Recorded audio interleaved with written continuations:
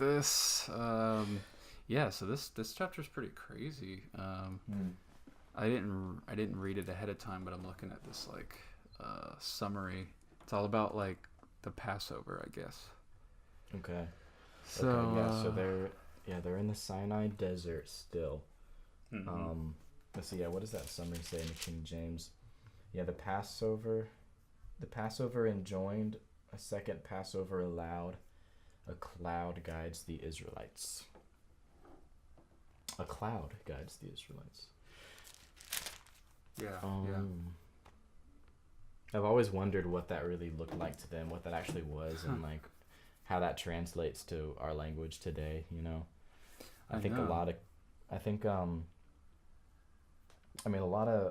a lot of theories that I've heard around this idea are like that it's some sort of like advanced spacecraft that's able to like use that like a cloaking capability that is basically like it's covering itself in like an artificial cloud in order to mask whatever it actually is inside of the cloud. Wow. So that's a pretty crazy idea, because I mean, if it's something that's as advanced as a spaceship or a hover device of some sort, then it definitely if that's already the case, then it's not really taking it any steps further to suggest that it's like able to mask or conceal itself in something that looks like a cloud with basically just like, you know, lights inside of it. You know, that's all you can really make out. You know, whether that's definitely true or not, I don't know, but it's an interesting theory. Yeah, that's a crazy theory. I've never heard that before. Yeah. Well, I mean, it kind of just goes off like a lot of what I've seen in Ancient Aliens, where they just kind of equated a lot of angelic presence to like extraterrestrials and spacecraft, because that's just what the angels actually used for their technology. But you know, it seemed like magic to the people back then. You know, just misunderstood.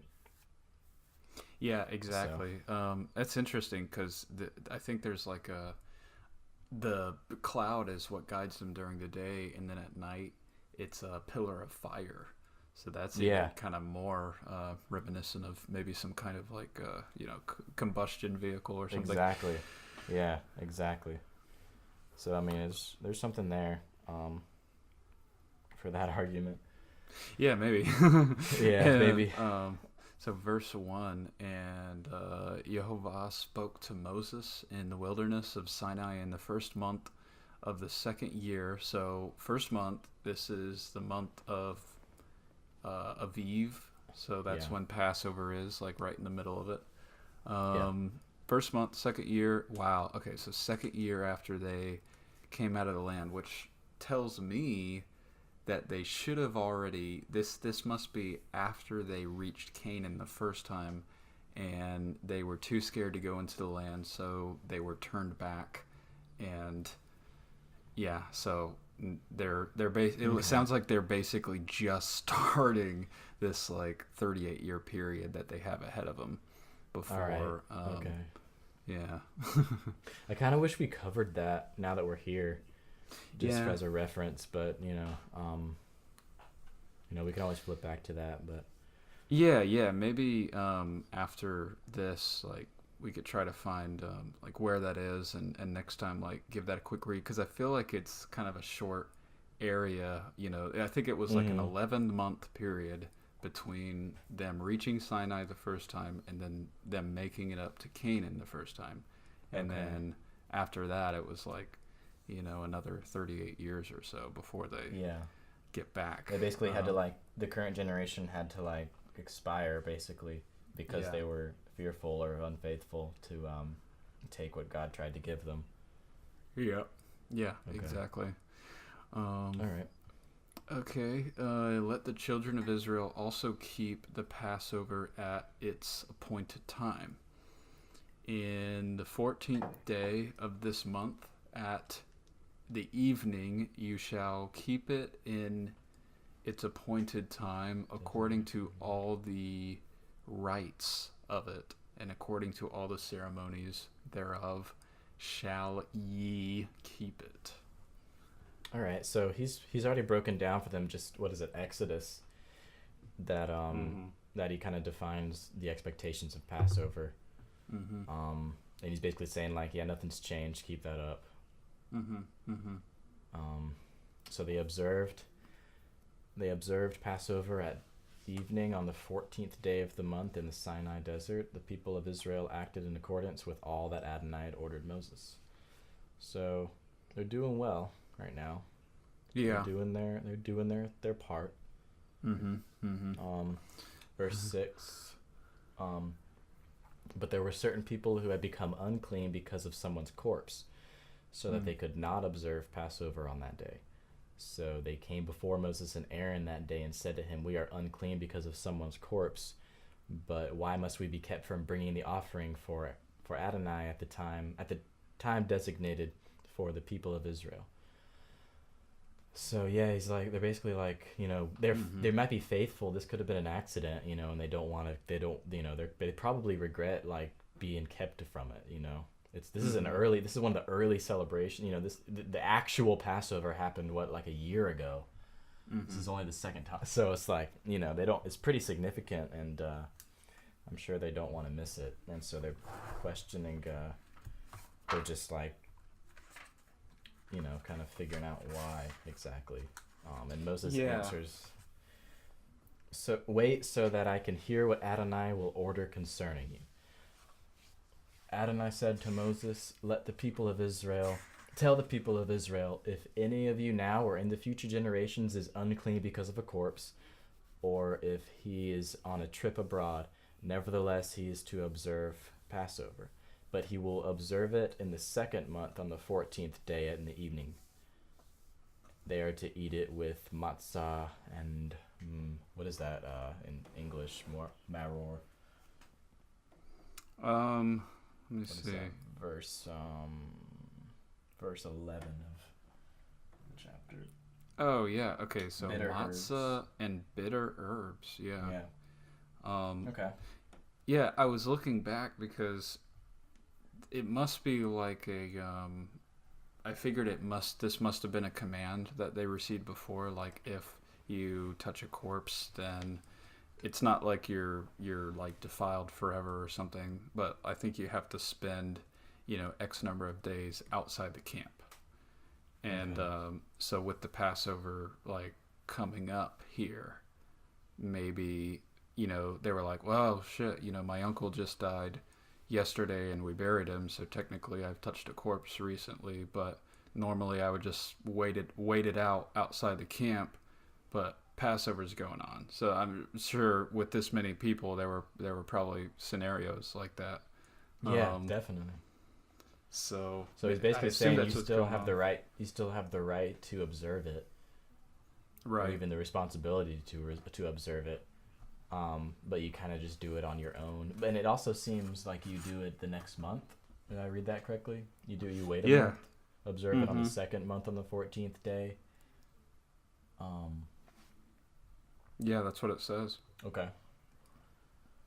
So that's kind of interesting. I wish if I knew exactly how many days it was supposed to be, like that they went out of the camp after they touched a corpse. That would be interesting, because then it would answer the question is like, is it that they have to wait outside the camp a month and this is why, or is it because God has something about this 14th day thing? He was just like, well, we're going to do it next month, but it still has to be on the 14th day. Like, I wonder why. Why is the first Passover on the 14th day? Maybe it has something to do with the moon, because it's got to be relating to the zodiac, because it doesn't each month start because of doesn't the moon initiate each month for them? The moon cycle itself. Mm-hmm. And the traditional view is that the ancient Hebrews, they reckoned the beginning of months by citing like the very first part of a new moon after it had, waned all the way to where you couldn't see it. Like the next time you saw it, that evening would commence the next month. So presumably with Passover here, basically right in the middle of the month, it would have been a full moon. And so there's maybe some it's only something to be observed on the full moon. Right. And so it's like you're gonna have to wait, but just wait till the next full moon. And yeah. So that's essentially what he's saying. He's like, wait till the next full moon. Wow. I That's wonder. fascinating. Yeah, That's definitely is. fascinating. And I wonder why. I guess they were, since they were unclean. It's like by the next full moon, not only will you be clean again, it'll also be a full moon so that you can observe Passover. Right. Because Yeah. maybe they can't, maybe since they might be outside of the camp because they're unclean, but they also can't observe Passover on the right day because of their uncleanliness. Mm-hmm. So Mm-hmm. maybe that's just the only logical thing like we can really piece together at Right. this time. Yeah, So and it's cool. we're talking about all these technical things, but there's kind of a gem Right. within this too. Like, you know, God isn't being really rigid about this. Like, he has, these things, these holy days, these traditions that he wants to instill into the culture of Israel, but at the same time, it's not like super legalistic and religious about Yeah. it, where it's like, no, like this Yeah. is no, I mean, look, he's like literally making an exception, Yeah. Very true. because Yeah. following the heart of the Hmm. matter rather than just like Yeah, the and I letter think of the that law. yeah, I think the evidence of that lack of rigidity is reflected in the people wanting to observe Passover. They're coming to Moses like, "Hey, I'm Yeah. unclean, but like I want to participate." So I think that's an Hmm. indication that they don't feel like they're being chokeholded by this tradition at all. In Right. fact, they probably Yeah. are upset about missing it. Yeah, totally, totally, dude. Yeah, and I mean, we see a ton of instances like that throughout the Torah too. Um, Yeah, for sure. so let's see. And it basically just ends that paragraph for me with Wow. the same rule applies to a foreigner who's staying with the people of Israel. Basically, just built off of the point we were just making. Like, this isn't only for these blood Hebrews. These are for Yeah. foreigners, probably Egyptians that left with the Hebrews. I Yeah. mean, it's Hmm. pretty incredible. Yeah, for sure. And I think that was specifically stated somewhere was that like there were some Egyptians that tagged along and just kind of joined the squad, or Hmm. they followed them, or people they met in their wanderings. Yeah, yeah, totally. So yeah, there are definitely foreign. There are definitely non-Hebrews just traveling with the camp because there's always mention of like the foreigner. Hmm. Hmm. So Yeah, that's dude. cool. Someone, I mean, and like metaphorically, dude, I think that's talking about like us, for example. I mean, we're obviously foreigners to the faith from a genetic standpoint, and yet Yeah. the Torah, both the rights and the responsibilities apply to us just as much as a native born Yeah. It's like a Hebrew and blessing too everything. because Oh yeah. the rights and responsibilities are those practices are what result in like the fruits of life for these people of Israel, and we're able to practice that. The foreigners are able to engage in that and benefit from it as well. Hmm. Even in this early stage of Hebrew history of them just now leaving Egypt, there's still foreigners who are like attaching themselves, and I don't think that's just because they've got buddies in the Hebrew culture. I think they've kind of observed the lifestyle and the culture itself as something that's beneficial to them, either spiritually or whatever. Um, Yeah, I mean, think about this. Like, Egyptians who left with the Israelites, like, they're not just Egyptians who are like, well, our empire's kind of fucked. Like, let's just tag along with these guys. Like, in order for them to have left with them, like, this was when, like, Pharaoh was literally pursuing them, like, with his armies. Like, they had to mhm. make a conscious choice to be like, just almost just like Abraham, like, I'm leaving my people behind and I'm going with these guys, Yeah, I'm joining up yeah. with them. Hmm. It was like For treason, sure. Yeah, and I think that comparison to Abraham is key because it's like that's almost what makes them a part of the community is because they made Hmm. a similar decision. They set themselves apart, and so Hmm. they're a part of this. They're a part of the people who are set apart, you know, It's like the one universal way or another. yeah, it's like the universal decision of conversion is like leaving your current state and you Yeah. know Uh huh. having Definitely. faith and like just leaving. And it didn't take Yeshua's presence on earth for that to be significant culturally. It's not like when Yeshua came. It's like now the Gentiles are like free to I you know, know dude. follow the faith. It's like they definitely it was the truth is universal, and God has a chosen Hmm. people, but the truth is not limited to those people necessarily. Yeah, true that. True that. Yeah, good stuff. Very So 15. What do you have in good. Yeah, 15? Let's see. I'm in the CJB. On the day the tabernacle was put up, the cloud covering the tabernacle, that is, the tent of the testimony, and in the evening over the tabernacle was what appeared to be fire, which remained until morning. Oh, wow. Okay, so on the day the tent was put up, the cloud covering the tent, that is the tent of the testimony. Okay, so on the day the cloud. Okay, so I think it's just saying on the okay, covered the tent. Okay. Over the tabernacle was what appeared to be fire. So yeah, it's like there's something like there's an entity. There's something above this tabernacle. In daytime, it looks like something differently from nighttime. So that tells me that just from the way light works, the cloud is concealing something within it that is unable to be seen in the daylight because of the cloud covering. But then at nighttime, it's the only light source. There's no sun to mask that, and it's just now it just appears like fire. So we know that, and it's just stationed above this tent of the testimony. So the cloud always covered it, and it looked like fire at night. Whenever the cloud was taken up from above the tent, the people of Israel continued their travels. So there's an entity in the sky guiding them around the desert. And they camped wherever the cloud stopped. I wonder what those intervals were like, how long the cloud was stopped. If it was like, if there was a week where like every other day it moved, or if it would stay stopped for like 2 months, It doesn't really say like exactly when and where the cloud moved at each time, but it's curiosity. Yeah, honestly, I think later in this book, if not, it's somewhere else during this timeline, that it actually gives a list, like a detailed list of like every single one of their campsites and like when they moved. Wow. Okay. Yeah, dang. I think there was All right, well, over like 40 different campsites, or maybe more. Wow. And I wonder how far they were separated, if it was a consistent relocation, if it was kind of just, But yeah, that's still interesting that the fact that it lists every stopping point is really enlightening. Yeah, hopefully we'll get to it, and later, I don't know exactly where they were going. I guess maybe we could look it up geographically when we get to that list, but also.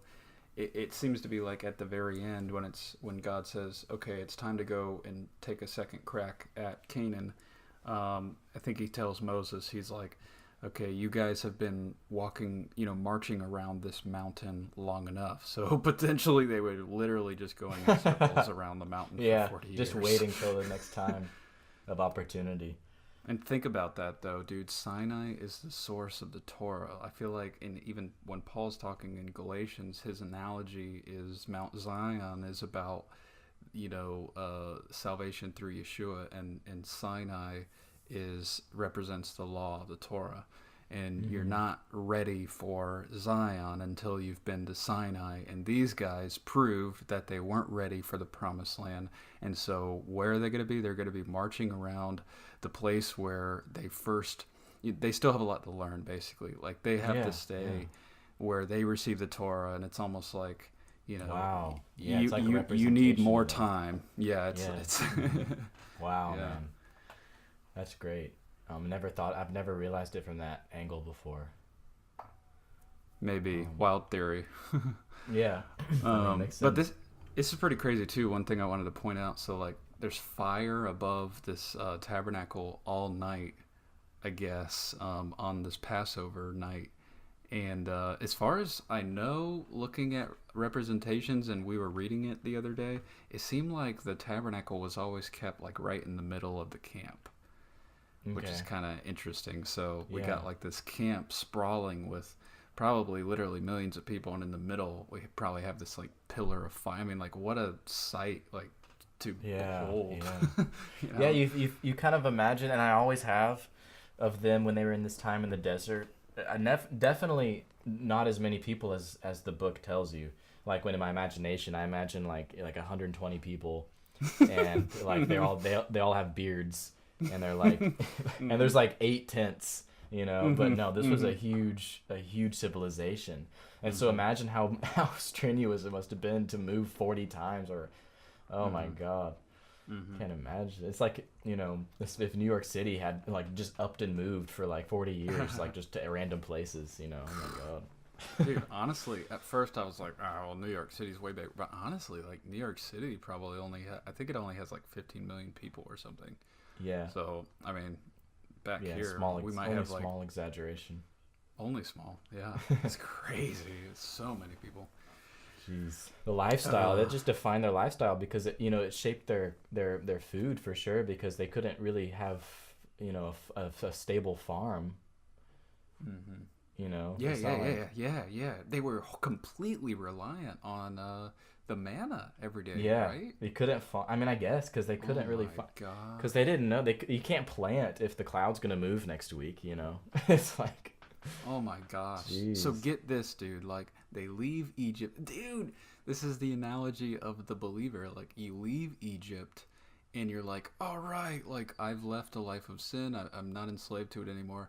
I'm going to, like, go straight to the promise and seize it, you know? Yeah, yeah, But you can't. Like, you don't have the faith that uh-huh, early enough to do yeah, it. So you right, have to turn around and get, kind of humble yourself and realize that you need to spend a whole lifetime, a whole generation in the Torah wow, before you really, first of all, have the faith to take the promise and actually, realize it.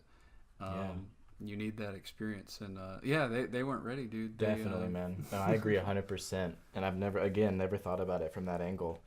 I mean, why didn't the day they walk out of Egypt they storm all the nearby cities and just take it with a Mm-hmm. fierce hand? But no, they Mm-hmm. meandered around the desert, and I don't think that was for no reason. I think that's probably for the exact reason you just said. Mm-hmm. Mm-hmm. Wow. Yeah, I mean they could have the first time. Like they kind of Yeah. went Uh straight huh. there. Like it Uh definitely huh. took a lot longer than it should have, but they got there, and Yeah. yeah, they could have taken it, but Yeah. they were scared. Yeah. Um.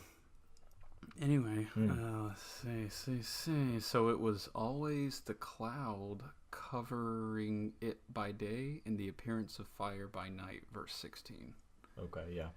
Yeah, And and yeah, whenever the cloud was taken up from above the tent, the people of Israel continued their travels, and they camped wherever the cloud stopped.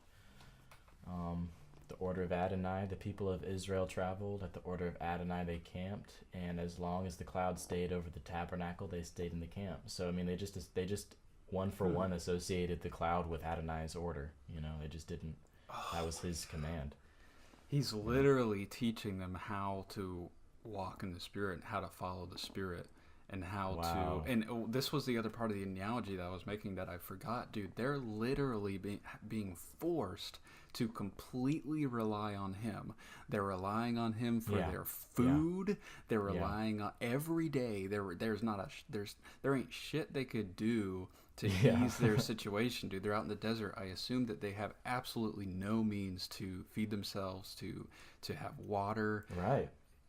They're Yeah. relying on him for every place to go. I mean, what to Wow. eat, what to drink, when to drink, where to go, when to go. I mean, it's like Yeah. every single aspect of their. Meanwhile, they're marching around. Yeah. You know. There's no one in the world living like they are at this time. Hmm. That's because that's civilization Willingly, dies yeah. doing that. Yeah, no one willingly is doing is No, doing this. right, Yeah, right. Yeah. Jeez. yeah, for sure, man. Wow. Um So 18. Oh yeah, yeah, 19. 18. Yeah, it looks like 19. Even when the cloud remained over the tabernacle for a long time, the people of Israel did what Adonai had charged them to do and did not travel. Sometimes the cloud was a few days over the tabernacle. According to Adonai's order, they remained in camp, and according to Adonai's order, they traveled. Sometimes the cloud was there only from evening until morning. so that when the cloud was taken up in the morning, they traveled. Mm. Wow, so that answers the question from earlier. It's like the intervals were unpredictable. They couldn't plan. They couldn't even try to be independent because it could be 12 hours from now you were uprooted again. Dude, he wouldn't let you, dude. And ain't that the damn truth, dude? Like, we're young, Yeah. but still in our lives, like, and honestly, dude, like, you know, it might be a tangent, but like, this is why I'm kind of like so excited about, you know, something that we can do, you know, together, and just kind of I think it would fulfill me because God's kind of proven to me, at least just in this short amount of time, like from college until now, that there's nothing that I can do independent of him that's ever going to succeed. Like, yeah.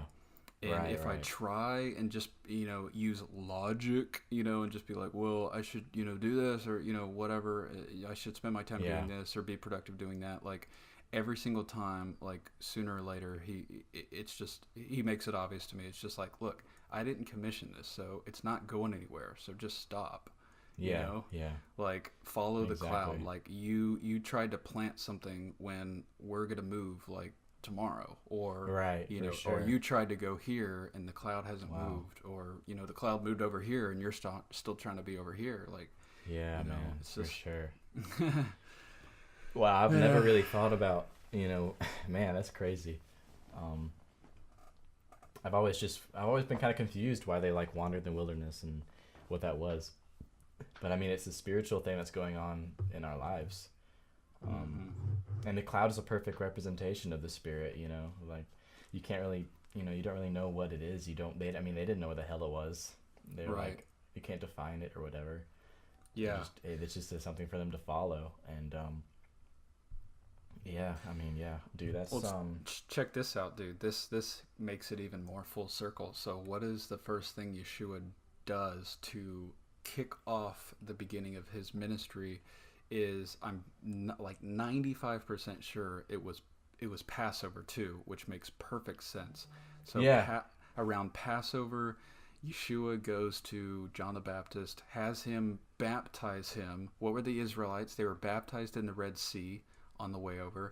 And then, right after that baptism, Yeshua goes into the desert and stays in the desert 40, not years, but days. 40 days Yeshua spends dang, in the desert after baptism. He's hungry, he's starving, he's completely relying on God, just like the Israelites were here too. And then God, gets him out of it, and then he leaves, and that's when he starts, his wow, year-long ministry, dude. 40 days, yeah, 40 years, right after a baptism, right after Passover. Come on. yeah, yeah, You know? man, jeez.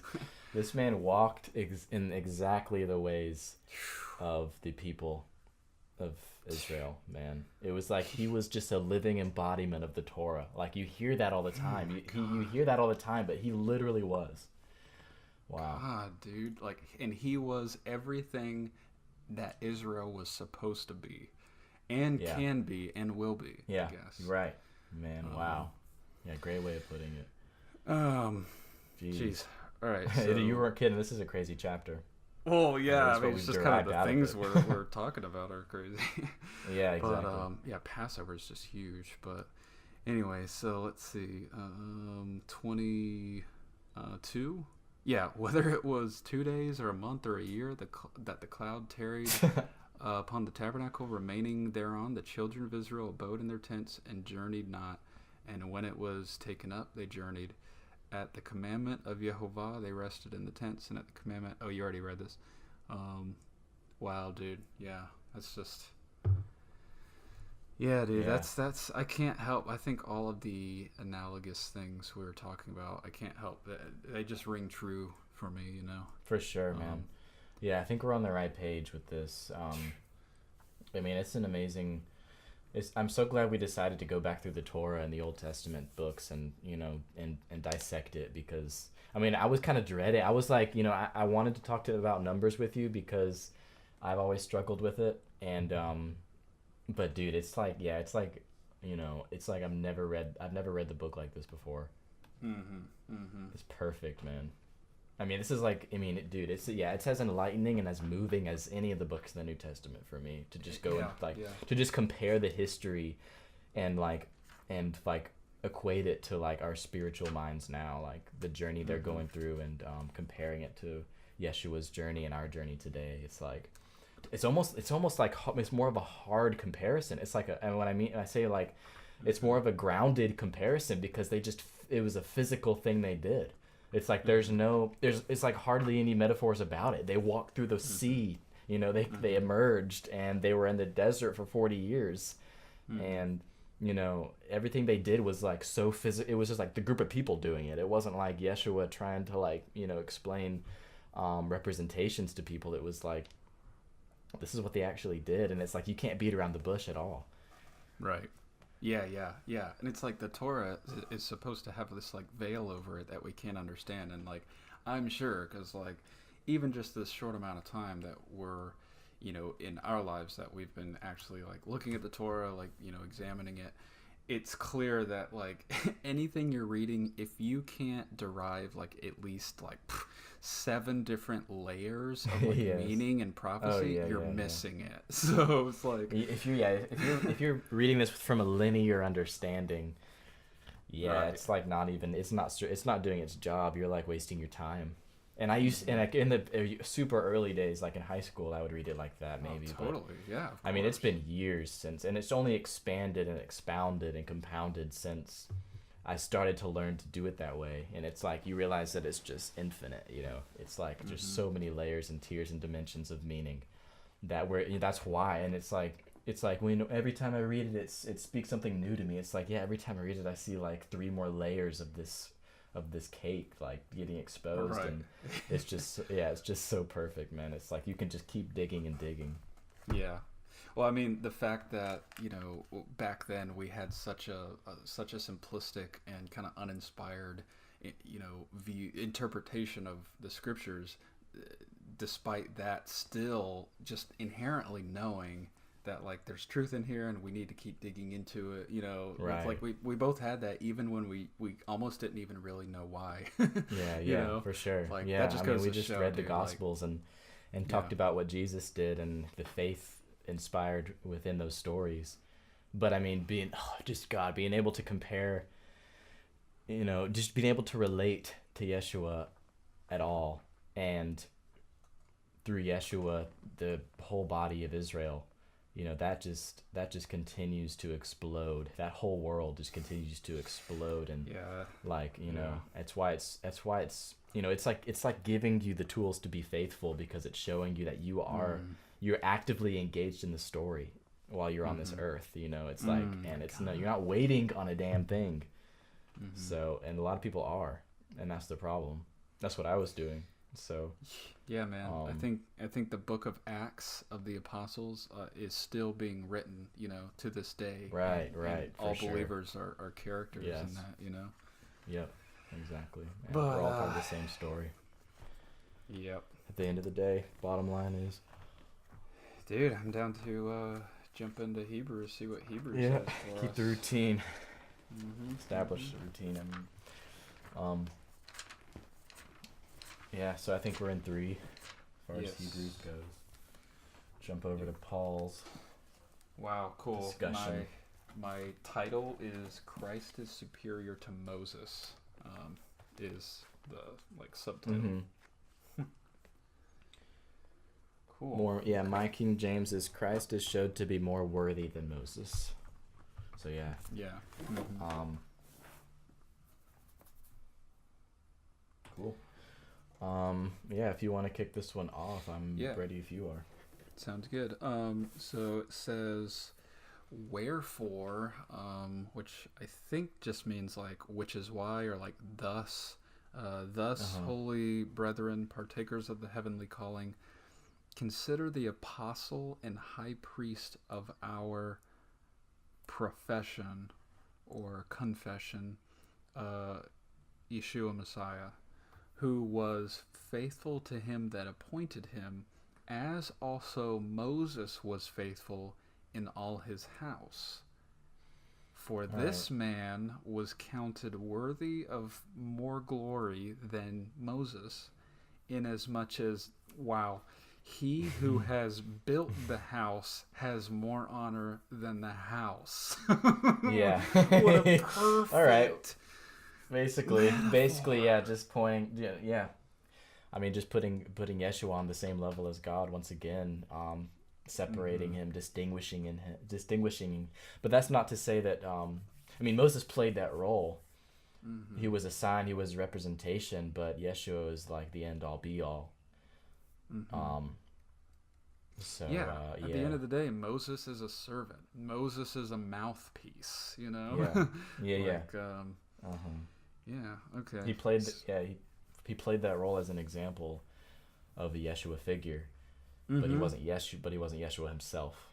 Mm-hmm. Yeah, very true. Very, yeah, it's just like, there's levels within levels within levels of like everything. It's almost like a Fibonacci sequence. Like Mm-hmm. everything in the word is like a Fibonacci of, so many different, levels within levels of Yeah, yeah, meaning. It's for crazy. sure.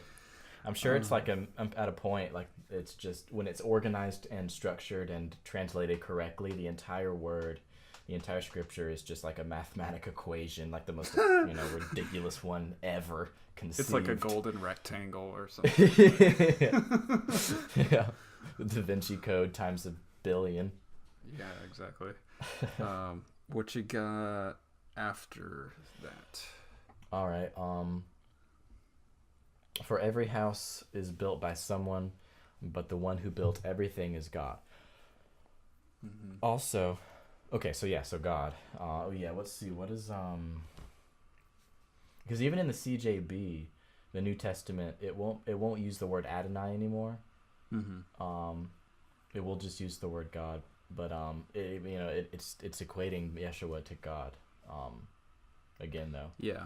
Mm-hmm. Um, Also, Moses was faithful in all God's house, as a servant giving witness to the things God would divulge later. But the Messiah, as son, was faithful over God's house, and we are that house of his, provided we hold firmly to the courage and confidence inspired by what we hope for. Um, Okay. Yeah, Therefore, yeah. so I mean, it's basically we're the house, we're the body, we're the entity, Mm-hmm. and Moses was faithful servant, Mm. and leader within that house, Mm-hmm. within this body. Right. Um, but the Messiah was faithful over God's house, Mm-hmm. above, like on Yeah. another level. Yeah. It's almost like, how like really nice houses, there's always like, it's not even just a butler, like it's someone who is like a servant, like a live-in servant, but like they're actually like a really, they're actually like highly respected, and they're actually like really, kind of debutante themselves. Have you ever seen that in like movies, where Mm-hmm. they're like a Mm-hmm. Mm-hmm. well-paid, like they have very important roles, and like Yeah, and doubtless they trust have. deeply trusted. Yeah, yeah, yeah, exactly. Yeah, it deeply trusted. They garner so much like authority, within the house among the other servants, no doubt. But still, like, who has more authority? Like, the person who's been placed in charge, kind of, or the owner and the builder of Yeah. the house. Mm-hmm. Anyway, let's see. So, verse So I think we're on, 6. yes, I think 7. Yeah, 7, 7. Um, Wherefore, as the Holy Spirit says, today, if you will hear his voice, do not harden your hearts, as in the day of provocation, in the day of temptation in the wilderness, when your fathers tested me, and saw my works 40 years, which is why I was grieved with that generation, and said, they do always err, King James, in their heart, and they have not known my ways. So I swore in my wrath, they will not enter my rest. yeah. Wow. Okay. And these are the people we're reading about in Numbers during that beginning of that 40-year time. Yeah. Um, Yeah. So Yeah, so I feel like Paul's kind of like doing something here. I feel like he's building up like a lesson here about what faith is and like the life of the believer. Kind of like we were just talking about, perfect parallel. In Numbers, they didn't have faith. They, every step of the way, it wasn't just that first time at Canaan. Like every step of the way, almost they were just like, oh my God, what are we gonna eat? What are we gonna drink? And meanwhile, God's been taking care of them like the whole time. Like, get a mm-hmm. grip. Have some faith. Yeah. But so much of the time they did not, and so God was like, look, you're not worthy enough to enter my rest. Yeah. Mm-hmm. So they saw my work for 40 years. They challenged me and they saw my work for 40 years. So their wanderings in the desert was his work.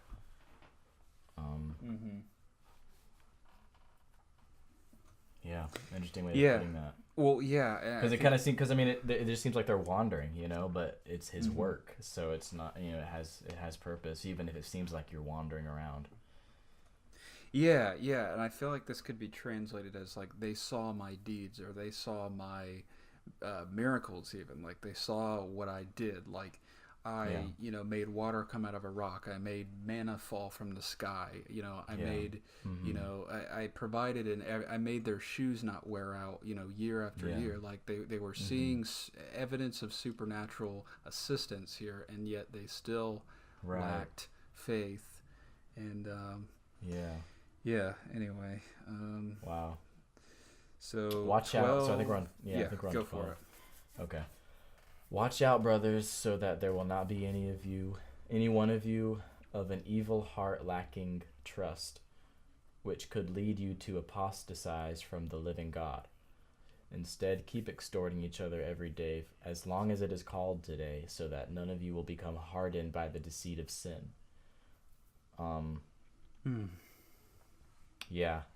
Hardened is a great word to describe like how your heart can feel and your spirit and soul can feel when you're trying to convince yourself of something that you're stuck in your ways about for too long. You're not sensitive anymore to like to what your heart's capable of, to the energy your heart's capable of giving off. You're just kind of like closing that energy off. And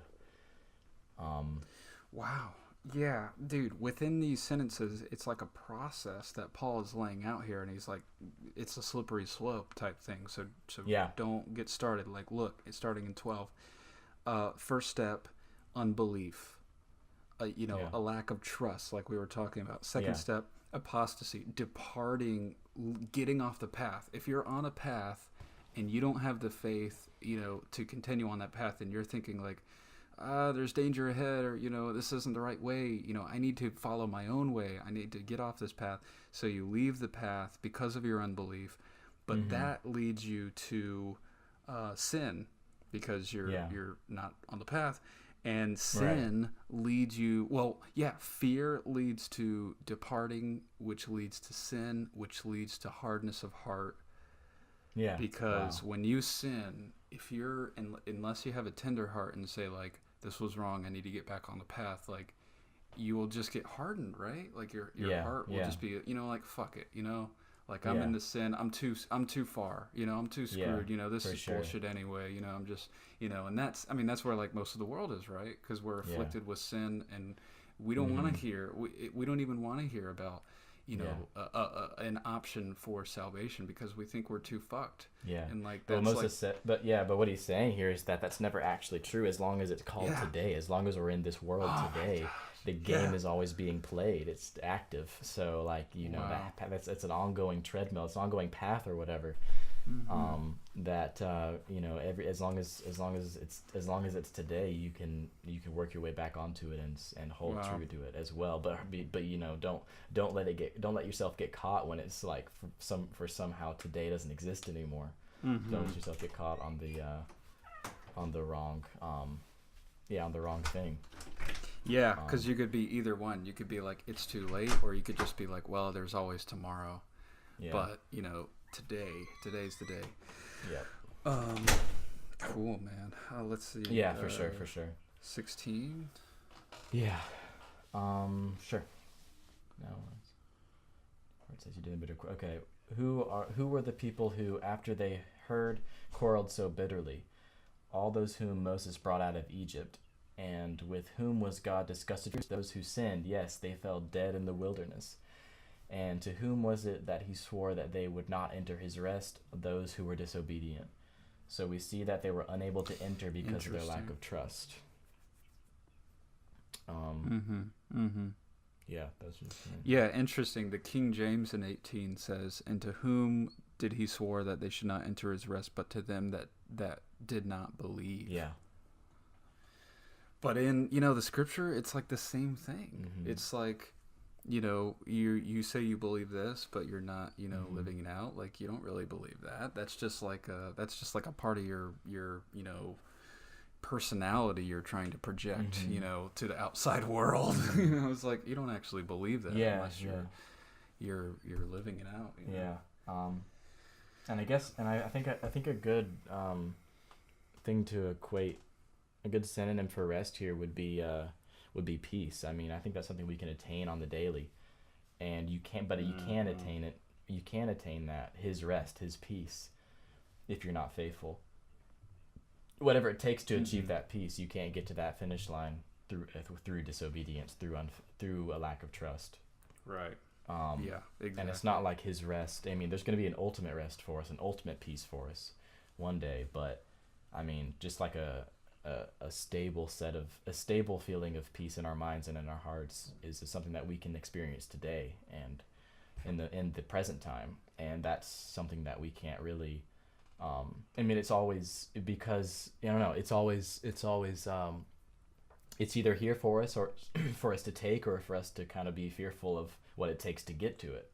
And it's something we have to, since, we have to earn it every day. And, you can be in it or you can be outside of it. And sometimes the people of Israel were outside of it. Sometimes they were fearful and they had to wander for 40 years and, be uncertain either be uncertain or be unfaithful or trust in God. And, eventually they got the second chance at Canaan, but, the people who were faithful. And so, yeah, dude, what you said was really powerful. I mean, it's like a daily thing. I mean, imagine in the desert, it's like, okay, the cloud is moving, we better pack up, and one guy's just like, I'm gonna sit this one out. Yeah. It's just like, if you're not following the Spirit on a daily basis, like right. you'll literally get lost. For sure. And you can't be in a rut of what that looks like either. You can't try and expect it to be, you can't expect the cloud to leave tomorrow and it's not going to, or you can't like get a head start on it, or so to speak, or you can't be too settled where you've been in the same spot for a couple weeks, 3 weeks, and the cloud's outie, even though you're really comfortable with your current situation. So yeah, exactly. Yeah. Wow, man, dude. This continues to be the perfect parallel to. I know. We didn't really choose them on like intentionally either. I mean, I know you stated that Hebrews was like a great way to parallel it, but I don't know. This kind of just fell into place really well, really well. Yeah, for sure, dude. And I'm excited to shoot my MP3 over to you. Definitely. And, vice versa. Yeah. See how this sounds. For sure. Yeah, I'll send you mine, and I'll also send you when I marry them. I'll send you that as well. Cool. Okay. And then you can play with. Yeah. You can play with the individual takes, or you can play with the take the MP3 that has both of us in it. Separately. Excellent, dude. Excellent. For sure. Yeah, I'm excited, man. Yeah, me too. All right. Well, I guess I'll hit. What do you think? Yeah, let's go ahead and try to do that. Maybe even just while we're on the phone, unless you got to run. No, not really. I need to go to the bathroom, but that's not really